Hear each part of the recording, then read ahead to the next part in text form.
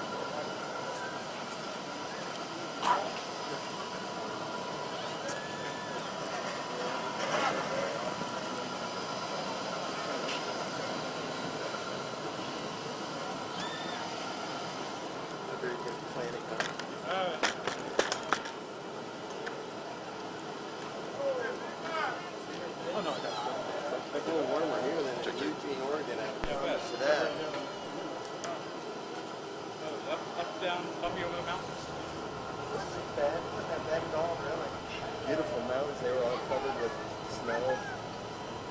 Brought back memories in Colorado for me. Big learning experience when growing up weekend drive for your team. Yeah. You know, it's like I told you guys on the Zoom interviews, you know, I was nervous all week about facing that kid from Gonzaga, the opening game. It was, you know, he was so unorthodox. We tried to prepare for him as best we could, but until you actually get in the batter's box against him, the guys just couldn't believe it, you know. You look up on the scoreboard and it was 84, 85 miles an hour, but it seemed a lot harder than that.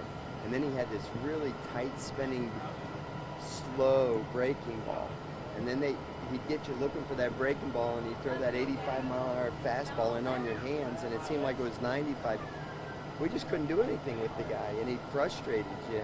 And you know, sometimes in this game, when it doesn't go well, it looks like you're almost not even trying. But believe me, our kids were trying, and it was just frustrating. So, you know, the next day you know, I told him, I said, hey, look, this Central Connecticut State team is really good. I watched him play about 3 of the innings against Oregon. They had, I think, 16 or 17 hits in the game against Oregon, even though they got beat. And I said, look, there's no time to be sitting around and feeling sorry for yourself. This team, they will whip you if you're not ready to play. And I just told the kids, look, let's forget about worrying about winning and losing and winning the tournament. Let's just go out there with no regret and just leave it all out on the field and just go out and play as hard as you can so that you don't live your life with regrets. And they did. They went out there and they just played hard. And you know, we got off to AJ struggled in that first inning there. And then we came right back and we had a big first inning, and then we just played a really good game, and then Central Connecticut wouldn't go away, and they were tough. And we finally, you know, were able to win the game with a walk-off hit, and guys just loosened up after that, and they just started to have fun and playing well. And the next day I told them, hey, look, we're not going to worry about winning 2 games today. We're just going to play 1 game at a time.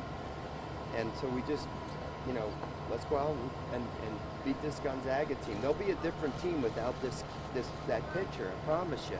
And they were, you know, and not to take anything away from them, but that kid was the story for that team, that first game. And they didn't have him that game. So we played a pretty good ball game. AJ Levis pitched phenomenal for us. What was it? Yeah, Levis. That was the game Levis pitched, right? The other game was McHale pitched for us against Central Connecticut. And Levis pitched great, and we went on to victory. And then it was time to play Oregon. And the story of the game for us was Javen Coleman just rising up and pitching phenomenal, and we got a couple of big hits. And now, you know, winner take all. And what a ball game last night, huh? Back and forth, back and forth. High drama there in the last inning, and Landon Marceau, you know, I just couldn't take the ball away from him. You know, the kid was just out there competing as hard as he could, and, you know, came down to the wire, and what a thrilling game for us. Paul, do you think, so proud of the guys. Sorry, do you think with the Super Regional starting on Saturday, that gives you a little bit of a break, having to play 5 games? I'll be honest with you, I was praying to God last night that we were starting on Saturday instead of Friday.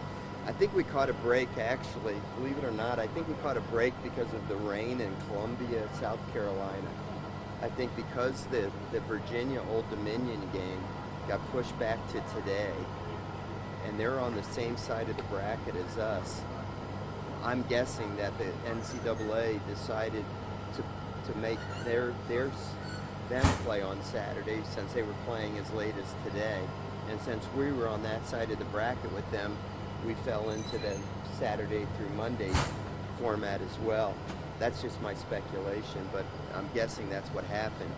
And boy, was I grateful that that was the case, because we would be getting on an airplane tomorrow to head to Knoxville if we had to start on Friday. And to be honest with you, we're pretty tired right now. I know I didn't sleep a wink again last night, and I'm sure that the kids are tired as well. And with the pitching, you know, that extra day rest will really come in handy. So, yeah, I'm really grateful we're not starting until Saturday. I know it's just one day, removed from everything, and all these pictures you guys use multiple times.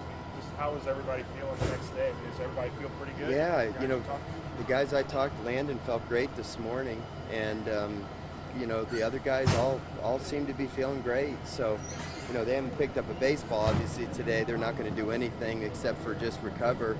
We'll get back out on the field tomorrow, late in the day. I think 5 o'clock is when we'll start tomorrow, and it'll be a real light workout, just to put a ball in their hands again and take some ground balls and just get them running around a little bit, and then we'll practice again on Thursday here at I think noon, and then we'll bus out of here at 3 o'clock on Thursday and catch a charter at 4 o'clock. That's what the tentative plan is, and then we'll practice Friday over in Knoxville. Your practice time Friday? I think it was, if I'm not mistaken, 2:45 in Knoxville. You got, did you guys have any chance to celebrate last night after the win? As a team, I know you guys celebrated on the field.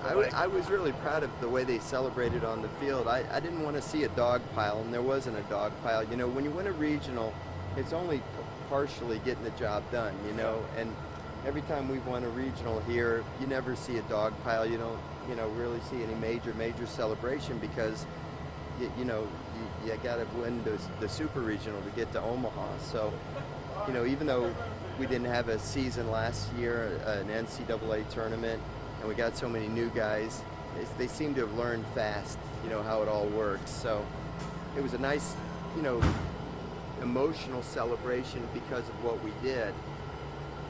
I guess it was the first time since 1989 since LSU's won a regional on the road, which is unique, and then first time ever that LSU's lost the opening game of a regional and come back to win. And I don't think it happens that frequently in all of college baseball. I know Bill was doing some research on that, but it was a pretty significant thing to play 4 games with your back against the wall on elimination, and then have the poise and composure to find a way to win. And so naturally there's going to be some emotion, and I want there to be some emotion, but I think the guys celebrated in a very good way. But at the end of the day, we were pretty tired too. You play 5 games in 4 days, and we had practiced a couple days out there as well. So it was really 6 pretty hard days in Eugene, Oregon, and cross-country flights, but back and forth. So we're all pretty tired. I can speak for myself. I'm pretty tired right now. How's Gio? That hamstring just still bothering him. I would think he's probably out for the weekend. Right. Yeah. Tennessee, you didn't get the series, but they were close games, 4 runs in all 3. Yeah. You feel like you're happy you get a second shot at this team? Well, it was the second weekend of the SEC schedule, and we had so many new players that had never seen an SEC game, been in an SEC game, and I think we're a different team now too than we were back then, as far as even our personnel. So, we played them pretty tough. We were 1 strike away from winning 1 game. The first game that Marceau pitched, I don't want to say it was a fluky 2 runs that they got, but remember we had a 1-0 lead, and they hit a sinking liner to center, and our center fielder tried to make a diving catch. The ball went to the wall, and then the go-ahead run scored on a strike 3 pass ball by the catcher, who's not with us right now. He's injured. So we lost that game, and then we had 1 strike. Well, the game got stopped because of the rain. I felt like if we would have finished that game that night, we had all the momentum going for us. Who knows what would have happened? But even the next day, we were 1 strike away from winning, and then the next game was a nip and tuck game, and they ended up walking us off. So, we were very competitive with them, but we didn't win the game. So, we're happy to have another chance to compete with Tennessee. They obviously have a great ball club, and we're just happy to still be playing and go over there and compete as hard as we can. I know this is far from over, but I'm sure you like the respectability of what the season is now as opposed to where it was. Oh, you mean not making the SEC tournament as compared to being in a super regional? Yeah, I actually would prefer this situation a little bit more than that, Mike. No, obviously, I'm really proud of the team, and listen, I've been in this business a long time, and I try not to panic about things because I know how quickly things can turn around in both directions, and I never try to get too high because I know the bottom can fall out quickly, and I know you don't get too low because you can turn things around pretty quickly as well. And kids are remarkable. They can be very remarkable, and they were this week, and I just can't even put into words how proud I am of them. Do you think is it as simple as a belief or a trust? I mean, it seemed like a lot of guys really stepped into the moment. It's like I've said, you've heard me say this a million times, what comes first, the chicken or the egg? And as it relates to baseball, do you have confidence because you do well, or do you have to have confidence to do well? Which comes first? And I believe you have to have confidence to do well, but the more you do well, the greater your confidence grows, and you start to believe you can do anything, and you start to play more relaxed and loose and confident, and you don't press. And I think that's the way our team started to play. Once we won that first game against Central Connecticut, I just felt a completely different feeling around our team. That they just seemed to be so much more relaxed and confident, and they just went out. And the other thing that happened to us is Gavin Dugas really started to get going, and what a difference it makes when he's swinging the bat well. He pressed the first couple of games. Really, he was pressing, and then finally he's really against I guess it was Gonzaga when was that the first big game that he had. And once he started cranking it up, I think that the rest of the team fed off of him a lot, and just started getting contagious. It was a contagious feeling of confidence and aggressiveness and belief, and the pitchers were answering the call and just started playing great. Everybody was having a lot of fun out there. Good enough? Yes, sir. Thank you. Okay, guys.